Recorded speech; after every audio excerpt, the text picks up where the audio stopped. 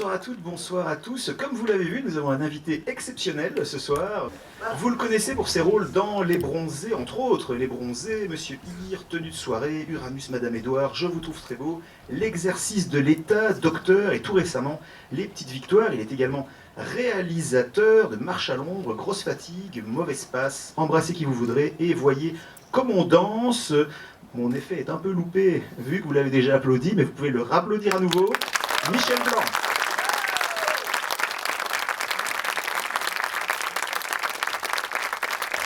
Et avant de commencer cette rencontre avec Michel Blanc, nous avons un petit cadeau, un cœur de cristal qui va être remis par monsieur le bourgmestre de Mons, Nicolas Martin.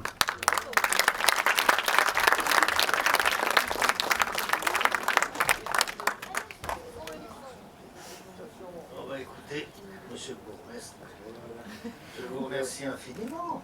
Je suis très honoré. Merci beaucoup. Merci beaucoup. Ah, j'ai même... Ça va protéger ma bière comme ça. Voilà.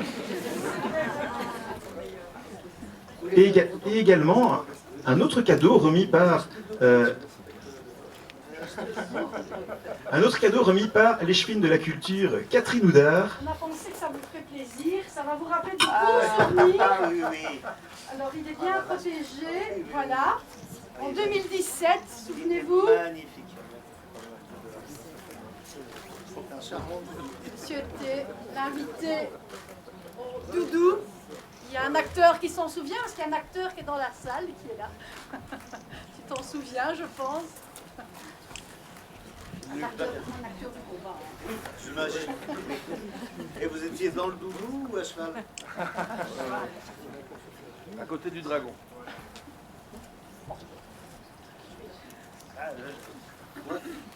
En fait, le bourgmestre de l'époque, qui est maintenant votre ministre président, monsieur Di Rupo, on a rentré le doudou ensemble et il m'a demandé de l'aider.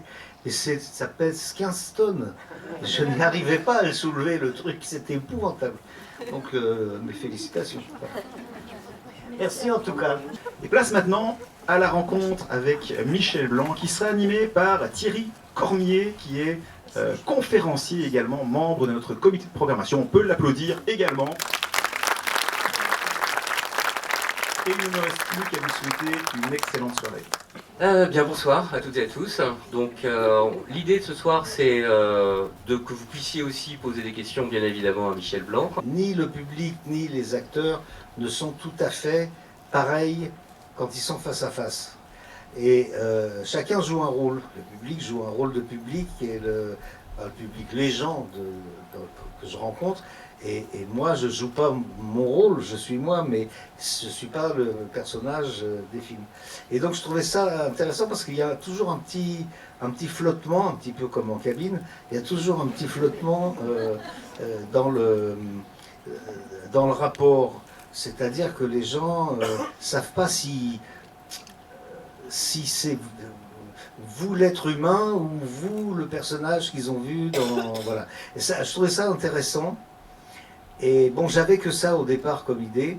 Je ne savais pas comment l'exploiter, comment en faire un film. Et puis Bertrand Blier, qui a toujours beaucoup d'idées, m'a suggéré à un moment, sans savoir ça, il me dit, dans les histoires, dans les tiroirs, j'ai une idée où les gens joueraient leur propre rôle. Un film où les gens joueraient leur propre rôle. Et je me suis dit, mais c'est ça qui me manquait. C'est ça qui me manque pour que ça tienne. C'est que les gens connus, les acteurs qui seront dans le film et qui seront face au public, soient des gens qui jouent leur propre rôle, entre guillemets, parce que personne, heureusement c'est ça du voyeurisme sinon, mais personne n'est tout à fait comme dans le film. Et donc voilà, je suis parti là-dessus, et puis c'est venu, les scènes, moi ça me stimulait beaucoup de pouvoir faire dire à la fin sur une barque à Philippe Noiret, mais je suis Philippe Noiret, enfin bon, bref. Et puis tous les acteurs que j'ai contactés se sont prêtés à ça. Et ça m'a extrêmement fait plaisir, parce que c'était pas évident, parce que ce sont des acteurs quand même, Philippe Noiret, Carole Bouquet, enfin c'est pas... c'est pas des débutants, ce sont des gens qui ont une notoriété et qui auraient pu dire non, non, Michel, non, moi, ça je le fais pas, c'est trop ambigu, les gens vont. En fait, les gens sont. Il ne faut pas sous-estimer le public, je ne dis pas ça pour vous flatter, mais il ne faut pas sous-estimer le public, il sait reconnaître les seconds degrés. Et donc on peut se permettre de faire du second degré, ce qui est le cas là. Donc voilà, c'est parti de ça. Et puis le tournage s'est extrêmement bien passé. Et la sortie aussi, je dois dire, le public était au rendez-vous, donc j'étais extrêmement content. Mais c'est vrai que c'est un truc que je ne referai pas, pour une autre raison. Parce que déjà, me mettre en scène, moi, et être donc acteur et metteur en scène à la fois, c'est c'est épuisant. Mais jouer deux rôles, il faut être cinglé. Franchement, je le déconseille à tout le monde. J'ai fini d'ailleurs par avoir un plat trop pied parce que la dernière semaine, j'étais tellement épuisé, j'ai pas vu un petit nid de poule. Le pied qui est parti et il est parti avec un bout d'os aussi. Donc voilà. Donc à la fin, je suis doublé. Il y a un moment, vous verrez, je cours dans un. Enfin, vous verrez, non, vous ne verrez on pas. verra rien, là, alors je peux le dire. Carole Bouquet me menace de son revolver et je m'enfuis en courant dans le champ de Haute-Zère, de blé là. Et c'est pas moi qui cours parce que je pouvais pas. Donc voilà. Mais j'étais vraiment claqué. Cela étant dit, avec le recul, je ne regrette pas ce plâtre, parce que je ne le referai plus, j'ai plus l'âge. Mais franchement, c'était un tournage très, je ne sais pas comment dire, très gratifiant, épuisant, mais très gratifiant, parce que tous ces acteurs connus, y compris des gens qui ne sont pas foncièrement acteurs au départ, comme Dominique Besnéard, qui était mon agent, se sont prêtés à ça. Donc j'étais très flatté, très content. Vous parliez de Blier, c'est vrai que quand on revoit aujourd'hui Grosse Fatigue, on a l'impression de voir aussi quelque chose qui est de l'ordre du cinéma de Bertrand Blier. Oui, j'étais sous son emprise intellectuelle à l'époque, parce que j'ai tellement été impressionné par Bertrand, par ses dialogues, par sa manière sa liberté sur un plateau pour faire la mise en scène, que ça m'a donné envie d'aller un petit peu dans sa direction. Alors je n'ai pris que son idée de départ et je l'ai collé avec la mienne et il se trouve que ça a fonctionné, mais c'est encore mon époque, comment dire, avec l'idole Blier au-dessus de la tête. Il y a quand même des choses dans le film, c'est une fiction, on est bien d'accord, totalement, oui. Mais quand même, il y a des réflexions, un certain nombre, notamment dans l'extrait que vous n'avez pas vu, donc, où l'agent, donc Dominique Besnéard, vous dit, ça fait quand même un moment que tu n'as rien sorti, qu'est-ce que tu fous ouais. Oui, mais ça, c'était... j'avais donc fait... j'ai tourné en tant qu'acteur pendant ce temps-là, quand il dit que j'ai rien foutu, c'est pas tout à fait vrai. Mais j'avais fait donc un premier film qui s'appelait Marche à l'ombre, qui avait vraiment marché, alors pas à l'ombre, mais vraiment d'une manière incroyable. Ça m'a tellement surpris que pendant 10 ans, j'ai été incapable de réécrire autre chose. Parce que c'est comme quand vous enfoncez une porte. Si la porte s'ouvre, ben, vous êtes comme un crétin de l'autre côté, et voilà. Et donc, j'ai tourné des trucs vraiment importants pendant ces années-là, mais je n'avais pas fait d'écriture et de réalisation. Et donc quand il dit ça, c'est en partie vrai. C'est vrai. Alors, beaucoup de cinéastes, vous avez rencontré énormément de cinéastes, Téchiné, Miller, Corneau, j'en oublie évidemment, il y en a beaucoup. Est-ce que les uns et les autres, vous avez comme ça, comme Blier, vous ont apporté quelque chose, un en tant que comédien, deux en tant que vous-même, réalisateur et scénariste?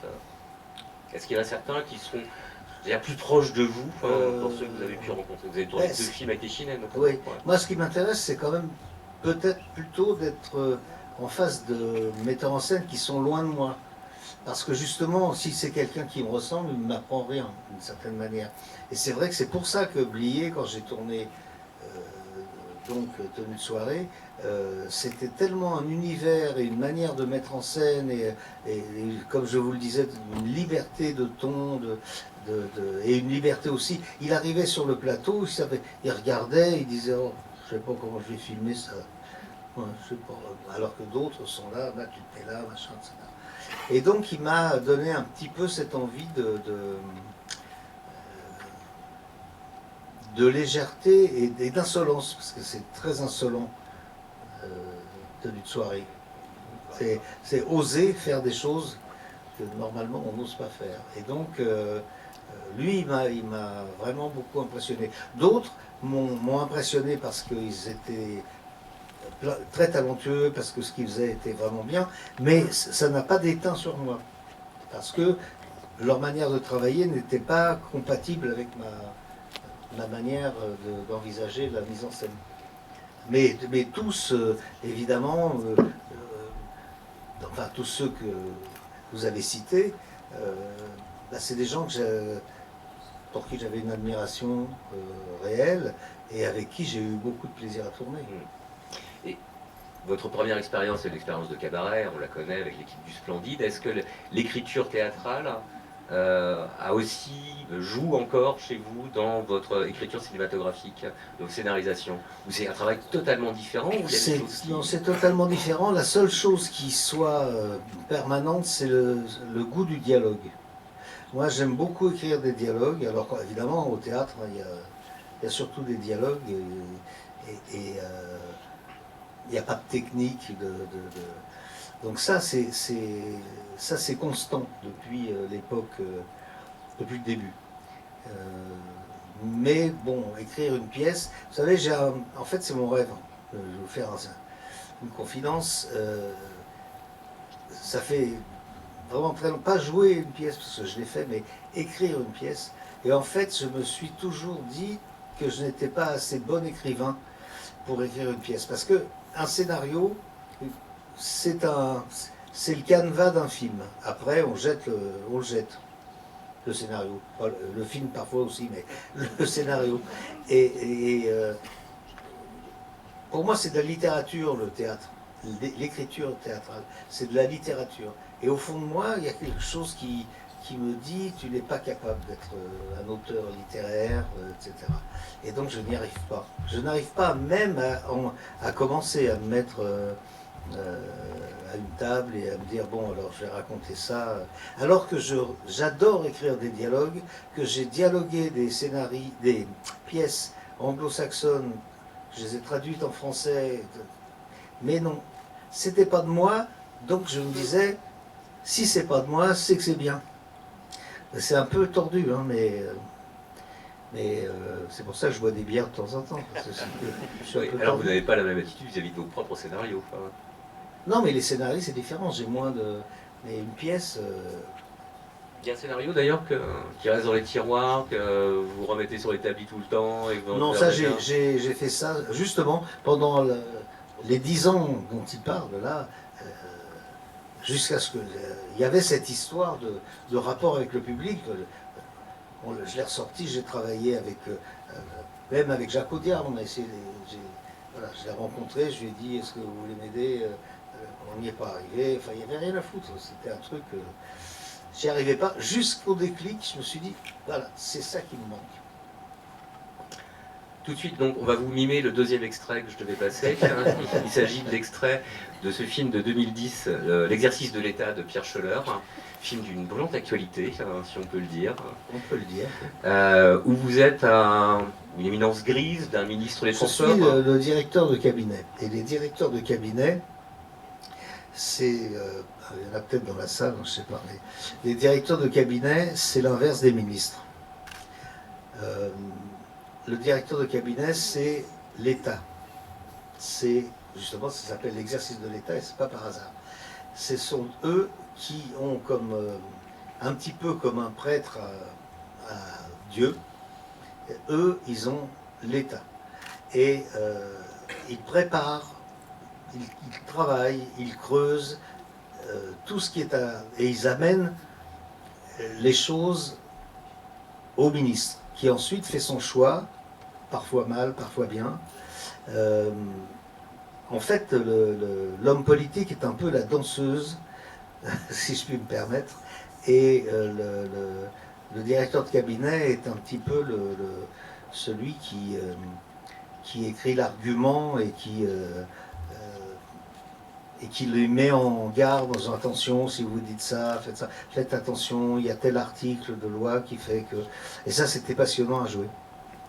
Pour ceux qui ne connaisseraient pas l'exercice de l'État, on est en présence d'un ministre des Transports qui est interprété par Olivier Gourmet et qui est confronté à une catastrophe d'un accident d'autobus qui comporte beaucoup de morts. Et donc il faut communiquer autour de cela, il faut travailler autour de cela, et en même temps, lui cherche à évidemment avoir un autre poste auprès du ministère, d'un autre ministre, pardon. Dans le ministère. Le personnage de Gourmet. Gourmet. Ouais, de Gourmet, Oui, c'est un véritable homme politique avec l'ambition que ça suppose. Les hommes politiques, ils n'ont jamais envie de rester au poste où ils sont. Demandez à notre première ministre, qui sera bientôt notre ex-première ministre, mais elle va d'ailleurs pas y rester longtemps à mon avis, mais voilà, ils font une carrière politique, comme on dit. Eux, c'est des types, à la fin du film, donc l'exercice de l'État, mon personnage, donc Gilles, s'appelle Gilles, il est renvoyé mais sans éclat. C'est-à-dire son ministre lui dit c'est mieux qu'on arrête de travailler ensemble. Et lui dit oui, bien sûr, je comprends. Et il s'en va sans se retourner, sans rien. Et ça, c'est très, très révélateur de la différence entre les deux mondes. Ils cohabitent, ils sont obligés parce que le ministre a besoin du directeur de cabinet. C'est des gens qui viennent de ce qu'on appelle la préfectorale, c'est toute une école extrêmement stricte d'ailleurs. Et voilà, et il y a une anecdote assez... Enfin moi ça m'amuse beaucoup, on a fait une projection pour du personnel politique de ce film. Et c'est très drôle parce qu'il y avait dedans des directeurs de cabinet et des ministres qui étaient venus voir. Et tous les directeurs de cabinet sont venus me voir après en me disant félicitations, c'est exactement comme ça que ça se passe. Et tous les ministres sont venus en me disant oh, c'est très exagéré, ça ne se passe pas comme ça. Voilà, ça m'a fait beaucoup rire. C'est un film tout à fait étonnant parce qu'on a vraiment l'impression d'être au cœur d'une mécanique qu'on ne comprend pas et qu'on voit de loin, dont on ne voit justement que les conséquences, que le rapport de communication, on va dire. Et ce qui est intéressant dans ce film, je trouve que il y a deux personnages intègres. Le vôtre, qui croit vraiment à ce qu'il fait, d'où la séquence que je voulais passer avec le fameux discours de l'entrée de Jean Moulin. Ben oui, c'est un des plus beaux moments, et même à tourner. C'est donc... Donc ce que vous venez de voir, c'est un moment où on voit ce personnage qui n'a pas d'autre vie que l'État. Le matin, au petit déjeuner, comme on écouterait un air d'opéra, il se passe le discours de Malraux à propos de l'entrée de Jean Moulin au Panthéon. Et c'est incroyable, d'abord parce que moi, je ne l'avais pas entendu depuis assez longtemps. Et il se trouve qu'hélas, j'ai l'âge pour l'avoir entendu en direct. Et comme il avait une voix bizarre, j'ai dit à mon grand-père, c'est qui ce cinglé? Et il m'a dit, c'est André Malraux. Bon, d'accord. Et donc, mais c'est très émouvant, c'est très lyrique, ça vous prend. Et ça m'a aidé énormément à jouer. Parce que j'étais censé l'écouter en sortant de ma douche. À un moment, je m'assieds, je crois que je suis en peignoir et j'écoute le discours avec, comme j'écoute pratiquement en disant les paroles muettement, ça se dit pas muettement, silencieusement, et ensuite je me prépare des œufs, etc. Le discours continue, et c'est une très belle scène, parce que pour lui, pardon, ce discours, c'est vraiment une représentation un peu lyrique et un peu de ce qu'est l'État, de la force de l'État. C'est un grand film politique et qui reste, on le disait, voilà, d'actualité. Mais est-ce que vous voyez dans votre filmographie d'autres films aussi forts sur ce regard politique, social de la société française? Politique, non. Je ne crois pas. Peut-être que je. En tout cas, pas dans un rôle important. Je n'ai pas le souvenir de quelque chose d'aussi et d'aussi documenté, parce que c'était vraiment de la part de Pierre Scheller, donc le metteur en scène. Ça a été un travail fou de documentation. Il y a même un jour où je suis censé, mon personnage, est censé recevoir quelqu'un. Eh bien, ça a été joué par un vrai directeur de cabinet qui était en face de moi. Donc c'était très impressionnant et très étonnant. Mais je n'ai pas le souvenir d'avoir fait... Alors si, des choses qui ont des implications, par exemple, j'ai tourné, mais c'était pour la télévision, un rôle que j'ai adoré qui s'appelle, je crois que c'est 51 rue Lauriston. Je me rappelle plus bien l'adresse d'école labo français, ça fait longtemps que j'y suis pas allé, c'est pour ça. Mais, et c'est l'histoire de ce commissaire qui a arrêté Bonny et Lafont et une bande de collabos qui travaillait pour la Gestapo française. Et ça, c'était assez passionnant à faire aussi, parce qu'il les fait parler, et ça, c'est très documenté aussi, parce que ça a été écrit par Jean-Claude Grimbert, et Dieu sait qu'il a payé pour connaître dans sa famille. Donc voilà, ça c'est les deux peut-être qui sembleraient avoir des points communs. Troisième extrait donc. Un extrait de Tenue de soirée, vous allez le voir juste après. Il y a beaucoup d'extraits à passer sur Tenue de soirée. J'ai envie de parler, de vous poser la question. Est-ce que ce film est le film charnière, le film de la transformation, le film du changement, comme le personnage se transforme et change dans le film? Est-ce qu'il y a quelque chose comme ça, d'effet miroir entre votre carrière à vous et le personnage du film, dans le sens où quelque chose d'autre advient à partir de ce film? D'autres rôles, j'entends, bien sûr. Oui, non, mais absolument, mais c'est surtout c'est le film qui m'a permis de passer d'une vision Jean-Claude Duss. Les gens ne pouvaient pas s'empêcher, les metteurs en scène, etc., de me proposer des rôles qui ressemblaient un peu... et à partir de Tenue de soirée, c'est aussi le fait que le film a été sélectionné à Cannes et que j'ai eu un prix d'interprétation. Donc, d'un seul coup, je suis devenu fréquentable pour le cinéma d'auteur. Avant, non, ils avaient toujours peur qu'on dise « Attends, il y a Jean-Claude Duss, ça ne peut pas être un film d'auteur. » C'est vrai, ils le pensaient. Et ça m'a permis de faire Monsieur Hir 2 ans après, ça m'a permis de faire le film de Scheller, enfin tout ça. Et ça, c'est vraiment extrêmement important.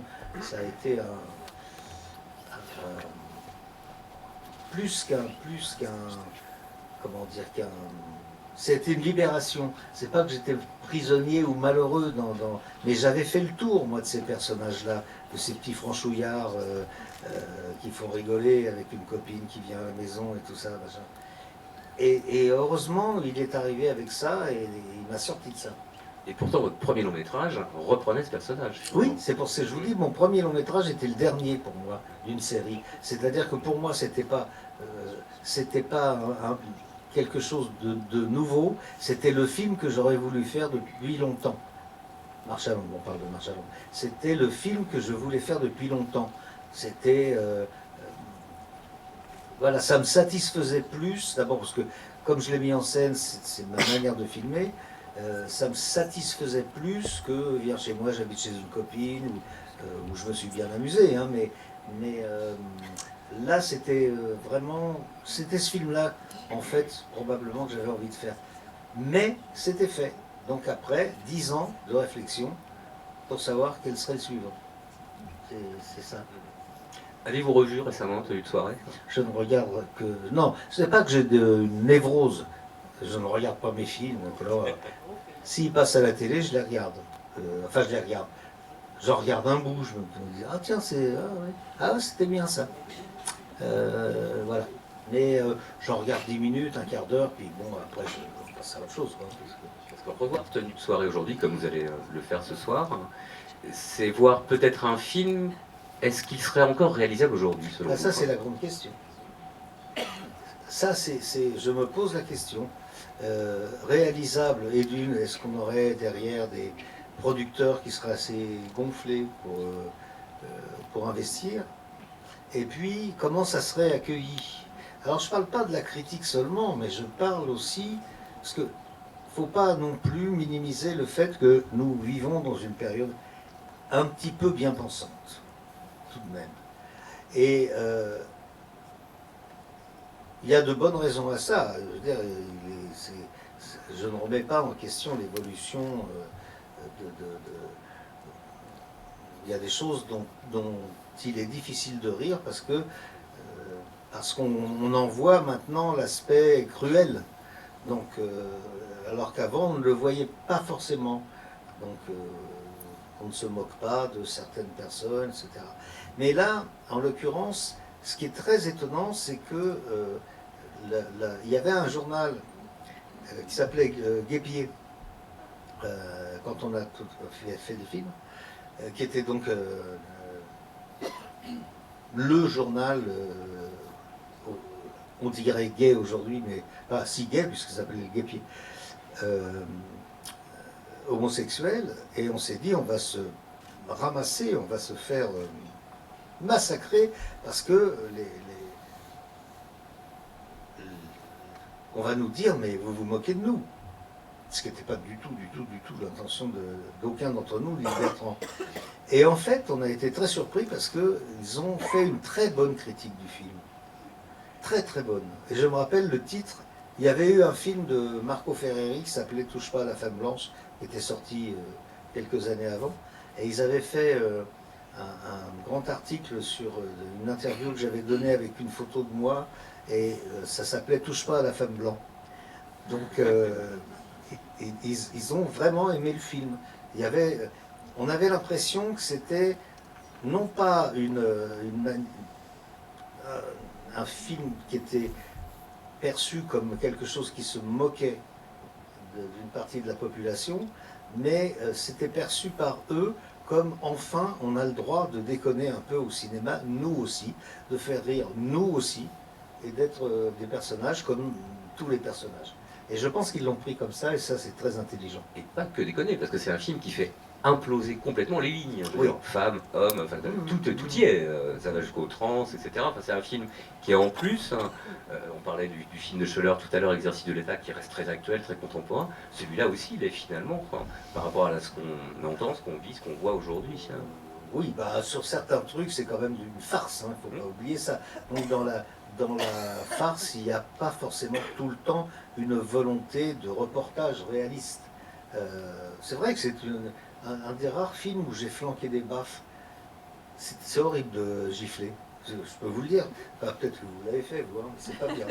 Mais moi, je n'avais jamais giflé personne, et là, j'ai été obligé de gifler successivement Mylène de Mongeau et Depardieu, je lui en collais deux. Et à la deuxième, j'ai vu dans son œil un regard meurtrier. Et je m'attendais à en prendre une. Et heureusement, j'en avais pas trop à faire, mais bon, parce que c'est horrible une gifle. Et en plus, on fait mal quand on a peur de la donner. Enfin, pas dans la vie, hein. Dans la vie, si on flanque une baffe, c'est qu'on est un con et on n'a pas peur de le faire. Mais par contre, au cinéma, si on a peur, on a la main raide. Moi, je le sais parce que j'ai été giflé par Marianne Chazelle pendant 1 an et demi au Café Théâtre, et qu'un soir, je suis tombé assis. Tellement elle m'avait... Elle m'a dit, je t'ai fait mal. Je dis, oh oui, tu peux pas savoir. Et en plus, près de l'oreille, vous savez. Et tous les jours, je sentais que ça se rapprochait, elle visait mal, que ça se rapprochait de l'oreille. Bref, donc, je suis bien placé des deux côtés pour savoir que c'est ni agréable à donner, ni agréable à recevoir. Et voilà, il y avait ça, par exemple, je ne sais pas comment ça serait perçu maintenant. Enfin, peut-être que si les critiques sont intelligents, et les critiques écrites sont intelligentes, ça ne devrait pas poser de problème. Mais maintenant, vous savez, on passe par un trou de souris sur ces trucs-là. On arrive dans la dernière ligne droite, c'est à vous de poser des questions si vous le souhaitez. Quel film vous voulez voir, par exemple? Quelqu'un est avec le micro normalement dans la salle. S'il y avait toujours quelqu'un avec le micro, c'est là, juste devant, il y a monsieur. Bonsoir. Bonsoir. J'aimerais poser une question aux comédiens, aux réalisateurs. Comment vous voyez l'évolution du cinéma en 2023 et plus tard avec les nouvelles habitudes de consommation, comme les plateformes de streaming et tout ça? Je n'ai pas d'idée extrêmement définitive là-dessus. Personnellement, on me proposerait, par exemple, puisqu'on parle de plateforme, on me proposerait de jouer dans une série en 6 épisodes. Si c'est bien écrit, je le ferai volontiers parce que c'est le même métier, à condition que ça soit bien écrit et que ça ne soit pas trop, comment dit-on, conformiste pour que ça plaise à tout le monde. Donc ça, je n'aurai pas de problème. Maintenant, le fait, ça c'est plutôt à vous que j'aimerais poser la question, parce que moi je ne suis pas spectateur. Moi je ne vais pas dans les salles. Alors, la raison pour laquelle je ne vais plus dans les salles, c'est que les gens passent leur temps sur ces saloperies de téléphone à s'envoyer des Instagram, à ceci, cela, et ça me fout hors de moi. Donc, je n'y vais plus, donc je les vois chez moi, sur les plateformes. Donc, je serais bien le dernier à les critiquer. Mais quand même, il n'y a rien de mieux quand on regarde une comédie que de la regarder comme vous êtes là, en groupe. Quand on voit un film avec émotion, quand on a la même émotion et qu'on est 150 dans une salle ou 300, ce qu'on ressent est multiplié. Donc c'est effectivement, quand vous le regardez dans votre salon avec la personne avec qui vous vivez, même des amis, c'est pas pareil, c'est pas la même chose. C'est pas dans le noir avec ce truc là bizarre projeté qui marche pas ce soir, mais quand il marche c'est assez magique. Ça, bon, je veux pas jouer les vieux cons, je trouve ça, je trouve que c'est un plaisir dont on se priverait si on ne regardait que sur les plateformes. Maintenant, c'est au public de décider. Voilà ce que je peux vous dire. Et puis je suis pas très, comment dit-on, passéiste. Enfin, un peu pour la bouffe. Une autre question, quoi. Bonsoir. Quel conseil donneriez-vous à un jeune qui va commencer en tout cas à réaliser son premier film? Étant donné que vous avez été réalisateur, est-ce que vous donneriez un conseil en particulier? C'est vous. Non, mais je vais vous dire pourquoi je vous pose cette question. Donc, vous en êtes au stade où vous avez écrit le scénario? C'est vous qui l'avez écrit, ou à vous, ou avec plusieurs personnes. Et donc, la question repose sur le passage de l'écrit à la réalisation, c'est-à-dire au moment où on va se retrouver sur un plateau, éventuellement, si on a un producteur, parce que c'est quand même une étape qui n'est pas forcément facile à passer, parce que faire confiance aux jeunes, c'est pas leur tendance naturelle, hein, pour des raisons financières. Mais c'est le moment où on est en train de transformer. C'est pour ça que je disais que j'ai une modestie totale sur un scénario. Pour moi, après c'est poubelle. C'est ce qui va se passer sur le plateau qui va rester. Donc, c'est d'essayer d'avoir tout le temps en tête ce que l'on voulait dire, ce que l'on voulait faire. Ça, c'est de ne jamais le perdre de vue, de ne jamais se laisser embarquer parce que d'un seul coup, il pleut au lieu de faire beau, parce qu'il y a un acteur qui ne joue pas comme vous le voudriez, parce qu'il y a des problèmes. Il peut y en avoir tellement au cinéma. C'est de rester ferme sur l'idée que vous avez eue au départ. Ça, c'est très important. C'est de travailler avant, beaucoup sur la technique. C'est-à-dire de préparer vos plans, de savoir comment vous allez découper le film.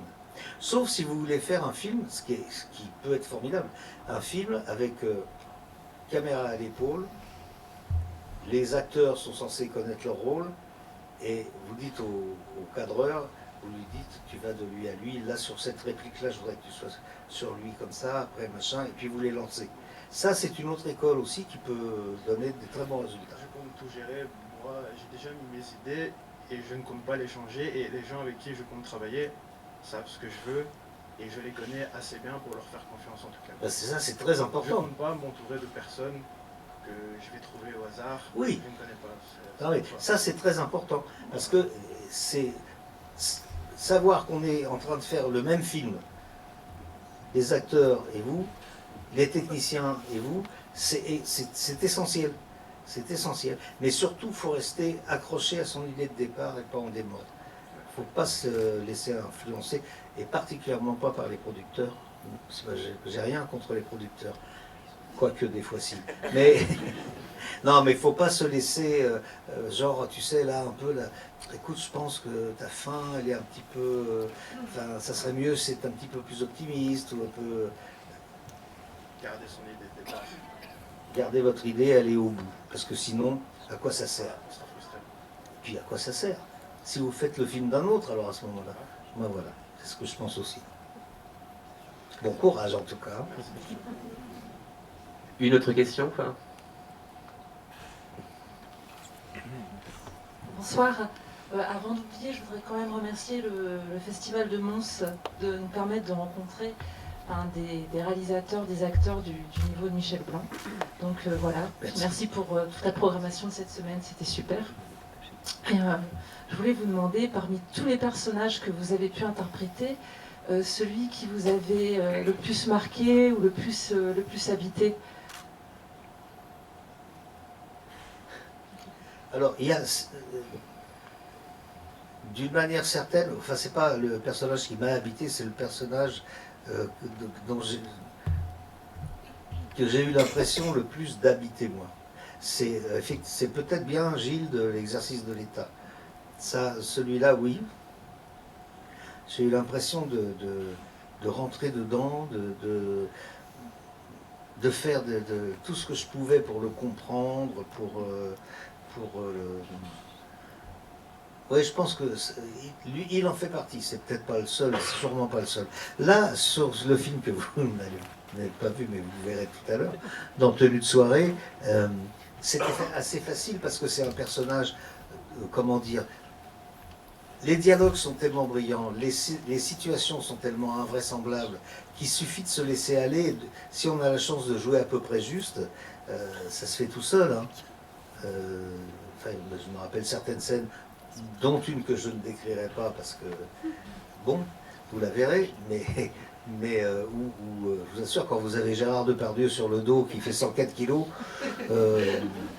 là, ça vient naturellement, la réaction, etc.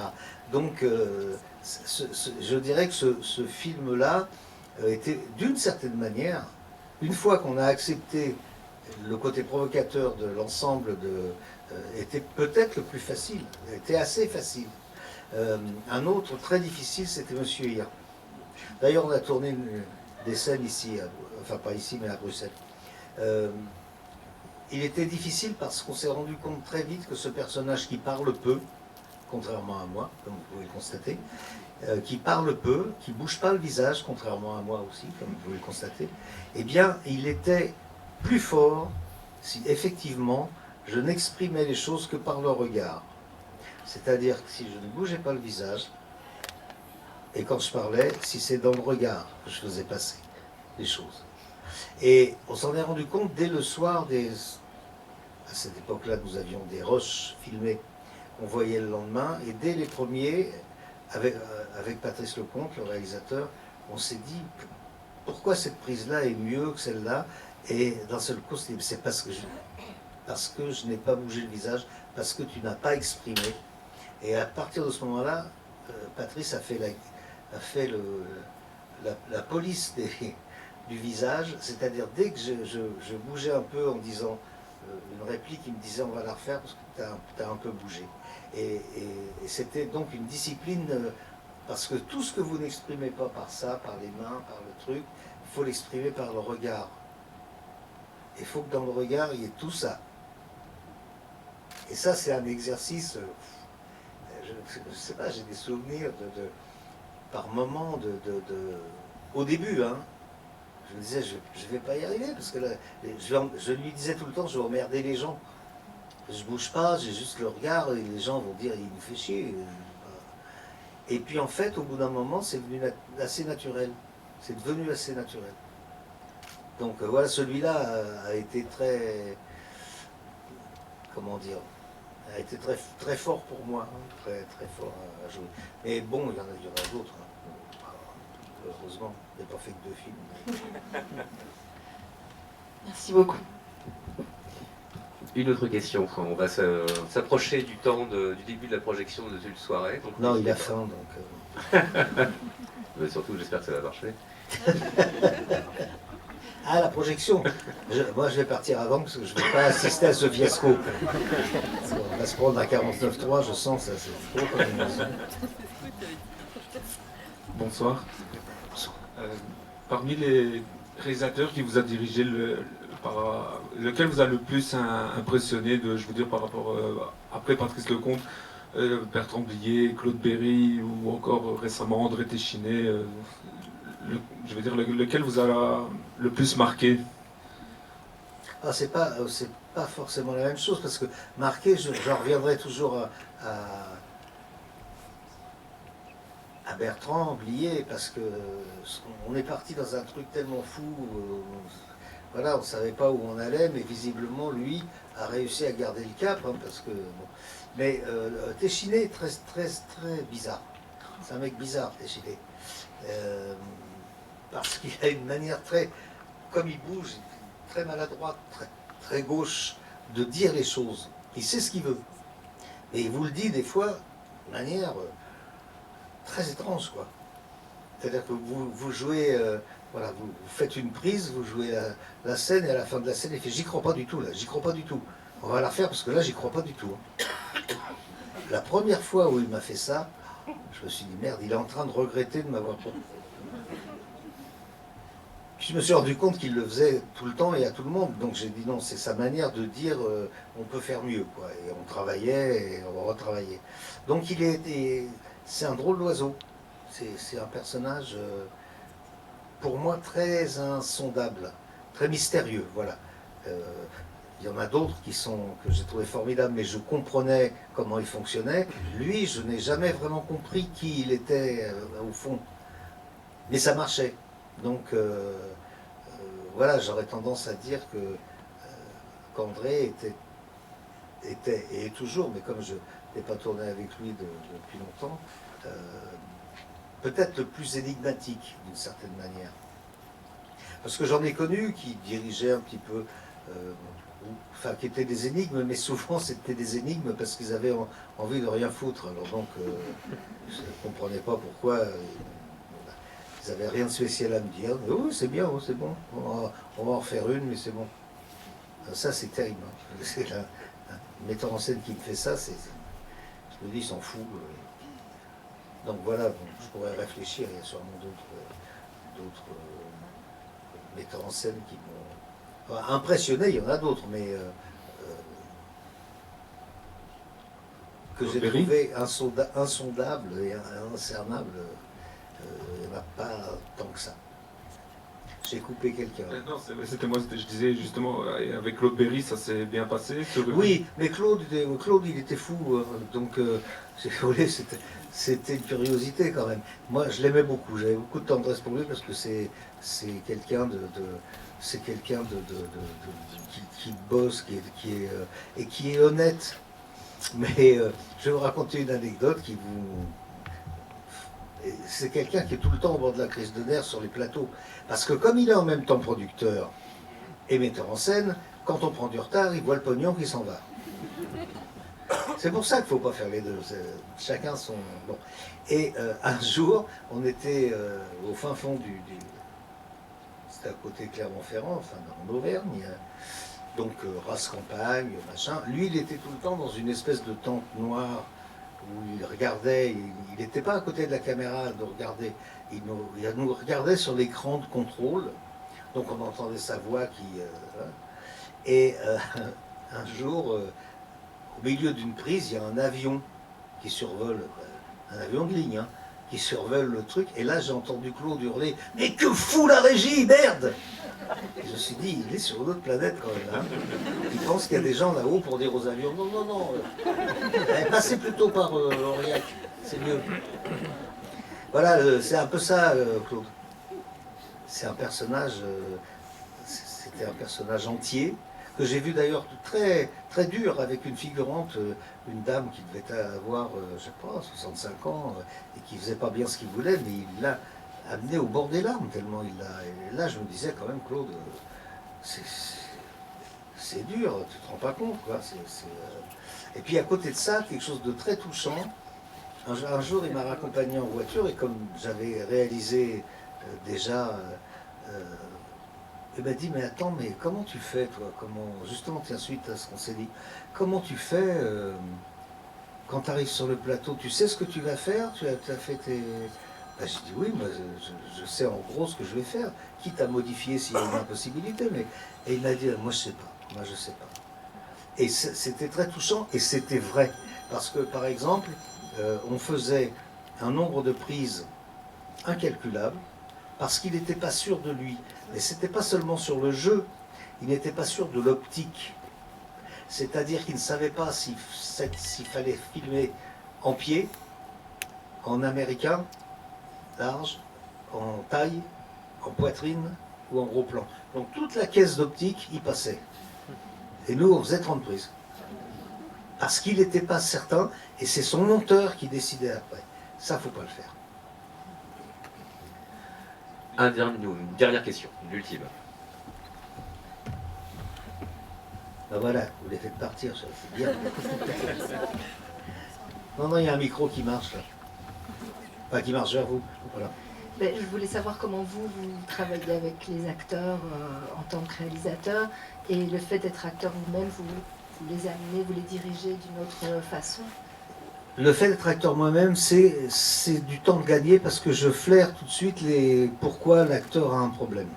Plus vite qu'un metteur en scène, peut-être qu'il n'a jamais joué. Moi, quand un acteur n'y arrive pas, je me dis, je sais pourquoi moi, à sa place, ça m'est arrivé de ne pas le faire. Voilà. Donc, on gagne du temps de ce point de vue-là. Maintenant, dans la manière de diriger, bah, je suis metteur en scène, c'est-à-dire que j'essaie petit à petit de l'amener à ce que je veux. Lui dire, tu vois, si tu le fais comme ça, ça donne au personnage un côté plus dur, ou ça donne au personnage, au rapport que tu as avec ta partenaire ou ton partenaire, ça donne quelque chose au contraire d'un peu indifférent. Donc j'essaie, voilà. Mais autrement, ça c'est ce que pourrait dire un metteur en scène qui ne serait pas acteur. Le seul avantage, je trouve, c'est que on sent venir les emmerdes pour l'acteur. Au bout de 2 prises, quand je sens que ça va pas, au fond de moi, je le ressens. Je me dis, je sais pourquoi. Je sais pourquoi à sa place, ça n'irait pas non plus. Donc, parfois, je me dis, il faut que je corrige ça. Il y a quelque chose dans le texte qui le bloque, qui le coince. On va le changer. Voilà, c'est la seule chose. Autrement, moi j'ai été dirigé par des gens qui étaient très mauvais quand ils vous donnaient quand ils jouaient, mais très mauvais, hein, ils parlaient faux et tout, mais qui étaient des très grands metteurs en scène. Donc, c'est pas nécessaire non plus. Hein. Allez, un dernier mot sur votre actualité, avec le film de Mélanie Offray, Les Petites Victoires. Qu'est-ce que vous pouvez nous en dire? Bah, c'est une très jolie surprise parce que le film fonctionne très bien. C'est un film qui parle c'est une comédie qui est vraiment drôle et qui en même temps aborde 2 sujets qui ne sont pas du tout drôles. Le premier, c'est la désertification des petits villages. On a tourné dans un petit village breton et où il n'y a plus de boulangerie, il n'y a plus rien. Voilà. Il y a la mairie, point. Il n'y a plus de poste. Et la deuxième, et la mère du village est aussi l'institutrice dans la salle de classe, où il y a des petits, c'est une classe unique, où il y a des petits de 6 ans à 9 ans, 11 ans. Et la deuxième réalité, c'est le fait qu'on parle d'un personnage, le mien en l'occurrence, dont on s'aperçoit assez vite au début du film, qu'il a caché pendant toute sa vie, qu'il était illettré, qu'il ne savait pas lire, etc. Et comme il vivait avec son frère lui arrangeait les coups. Il lui disait, il a passé son permis par exemple, parce que son frère savait quel était l'itinéraire de l'examinateur. Donc son frère l'avait emmené de nuit discrètement faire le tour, truc, et lui avait dit, tu vois, là, quand tu vois la ferme avec les volets bleus, tu prends à droite. Puis là, le tas de fumier, tu prends à gauche, tu continues tout droit. C'est-à-dire qu'il n'avait plus besoin de lire les panneaux qu'il ne pouvait pas lire. Et il termine sa phrase en disant, il ne faut pas prendre une vache parce que ça bouge. Donc, mais les deux choses sont des choses très sérieuses et même voire très graves. Et en même temps, c'est un film c'est pour ça qu'il marche bien, en France en tout cas, je ne sais pas ici, on ne m'a pas dit, mais parce qu'il y a ces deux côtés, quoi. Il y a le côté comédie, et puis sur une base qui n'est pas une guignolade, disons. Bien, et pour reprendre pour ce que disait Dominique Besnard, qu'on n'a pas entendu quand il vous parle dans la voiture, qu'est-ce que tu fous, Michel? Ça fait 5 ans que tu n'as rien foutu en termes de réalisation. Je ne sais pas, moi. C'est difficile. Hein. Ça, je peux vous le faire, Dominique, parce qu'il a été mon agent pendant je ne sais combien de temps. Donc, ça, c'est la seule personne que je sache imiter. Mais bref. Non, là, actuellement, comme j'ai un autre film, alors avec un metteur en scène, mais vraiment l'inverse de Mélanie, au fret, c'est Jean-Pierre Améris, qui est un vrai... Alors, lui, voilà, il est dans l'école, je sais ce que je veux, je sais où je mets la caméra, je sais, machin, je discute avec ma chef-op, on regarde des trucs, mais il n'y a pas de flottement. Et il sait ce qu'il veut. Et c'est pas désagréable pour un acteur de quelqu'un qui dit oh, oui, mais là tu vois, Il y a même une fois, on s'est engueulé, enfin, on s'est engueulé. Il est parti un peu en colère en me disant oui, je peux dire mon avis ou pas? Bon, il a mal pris parce qu'il est un peu susceptible quand même. Et c'était une discussion qui est dans la fin du film entre Louane, qui est ma partenaire, et moi, où on est dans un bistrot et on se parle de l'avenir. Et nous, on enchaînait les répliques parce qu'on se disait c'est la fin du film, il ne faut pas que les gens s'emmerdent. Et lui, il nous disait non, vous pressez trop le truc, il faut prendre des temps entre les... Et donc c'est parti comme ça en vrille, enfin, on lui a fait finalement, hein, parce qu'il le demandait. Et après, 2 jours après, je me suis dit, il avait raison. Donc je l'ai appelé de l'hôtel où j'étais le soir, je lui ai dit, écoute Jean-Pierre, tu avais raison, parce que c'est la dernière fois qu'ils se voient. Parce que les acteurs aussi, ça se perd en route, hein, parfois. Donc pour moi, je jouais avec quelqu'un pour qui j'avais beaucoup de sympathie, qui était devenu une amie dans le film, hein, dans la vie aussi, mais qui était devenue une amie dans le film. Donc je parlais comme je vous parle là. Et j'ai dit, mais tu avais raison, parce que c'est la dernière fois qu'ils se parlent. Tous les deux savent que c'est la dernière fois, qu'elle va partir voyager. Donc il y a des temps. Vous savez, quand on sait qu'on va être séparés, on essaie de ralentir le temps. Donc on n'enchaîne pas les répliques, quoi. Et il avait raison. Donc, et lui, il est précis, la preuve. Michel Blanc, merci pour votre participation. C'est moi. Merci. Merci à vous. Bon voyage à vous avec la suite en 1986 pour Tenue de soirée de Bertrand Blier.